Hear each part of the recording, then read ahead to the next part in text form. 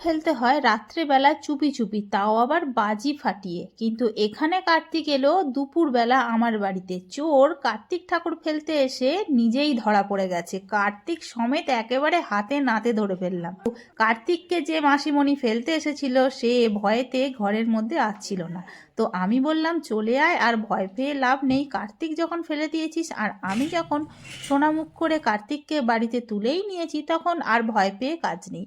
পরের দিন চলল কার্তিকের পুজোর প্রস্তুতি।